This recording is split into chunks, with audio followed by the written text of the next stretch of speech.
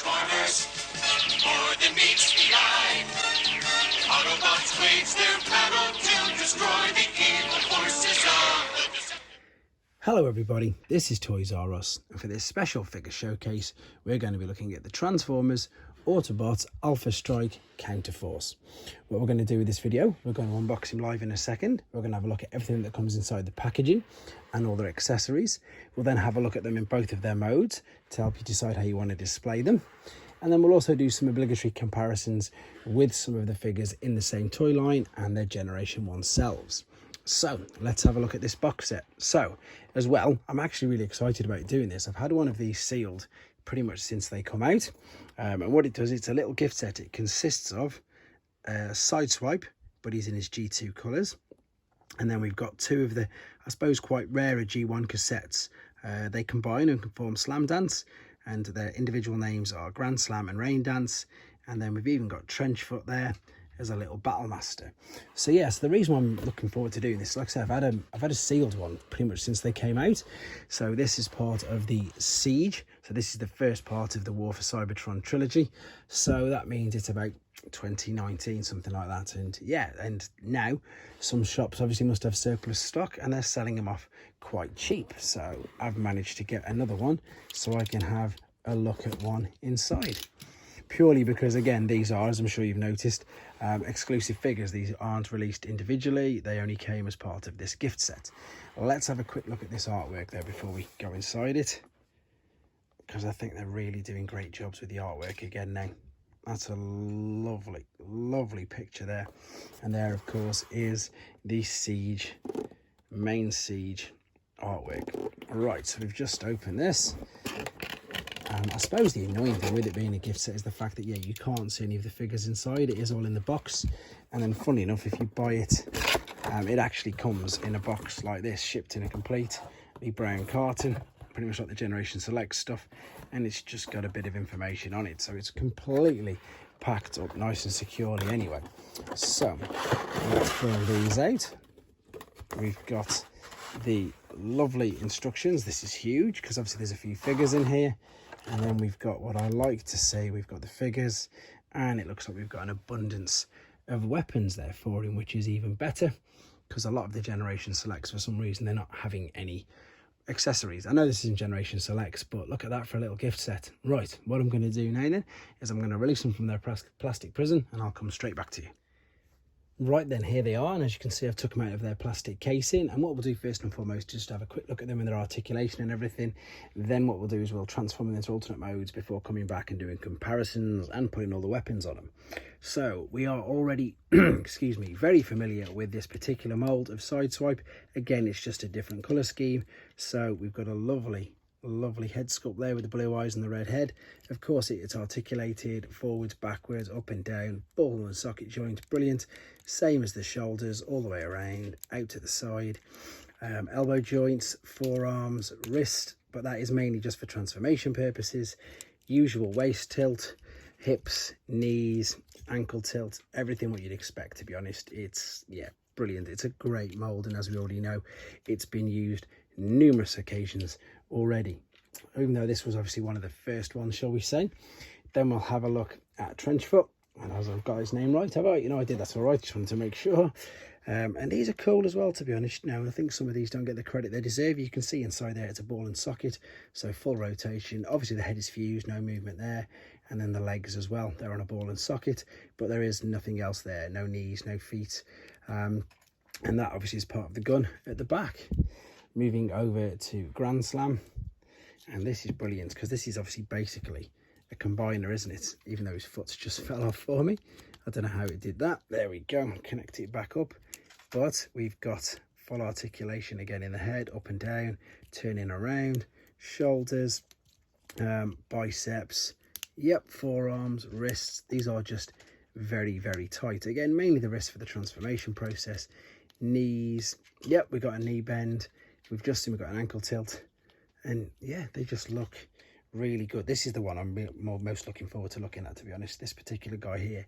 So what I'm going to do now, I'm going to transform them into their alternate modes. I'm going to actually break him down into both of his modes. and then we can have a look at them there, as I say, before returning and seeing them with their weapons attached and doing some comparisons. Right, then we're back, and as you can see, they're in their alternate modes, and I'd like to just quickly apologise for not doing the transformation on camera.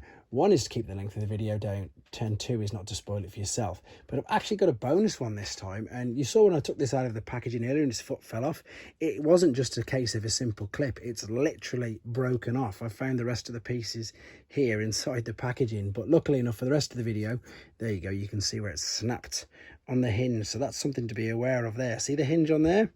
And the hinge I've got on here, but for the purpose of the video, it'll hold in place there and I can continue it. So that is something to be aware of. I always point things out like that out on these videos, so that's exactly that. Again, no one's fault. It must have just damaged as it left the factory. But this is the mini tank mode for Grand Slam. We're going to pop the weapons into position there. And there are the two guns. There is your tank. Brilliant. We've got Trenchfoot here. He's been transformed. He's very simple. Just fold the legs up and attach the arms in the back. We've got the blast part there as well, which of course makes that look even better. I'm actually going to turn this guy into a targetmaster now. In fact, let's have a look at him first. Let's have a look at Rain Dance. Again, very simple transformation. Unfortunately, if you want to say unfortunately, I suppose the negative of these two is they don't have a robot mode. They literally just have an alternate mode and a combined mode.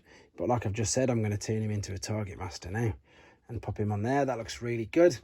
And then I've saved, of course, the beautiful, stunning sideswipe to last, because I'm really loving this red translucent plastic on the front. It's looking very, very good.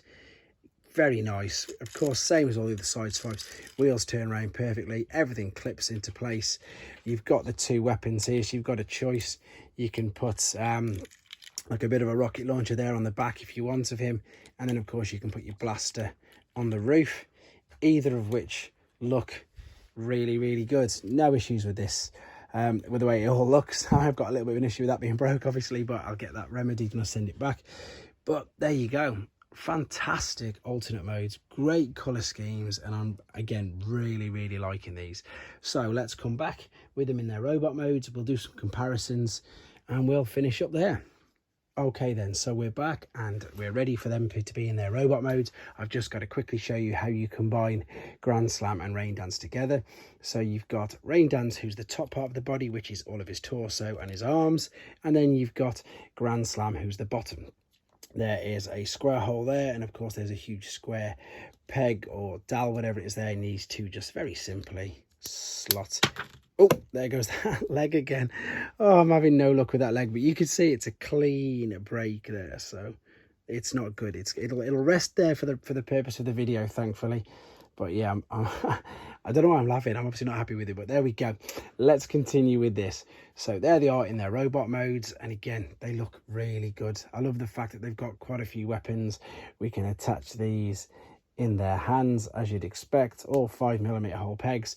And the good thing about all the 5mm pegs means exactly what we were saying earlier. You can use these as target masters, so I can keep that there. We can put him in Sideswipe's hand this time, and then if we wanted to, the only negative thing with that is it might make him a little bit unstable.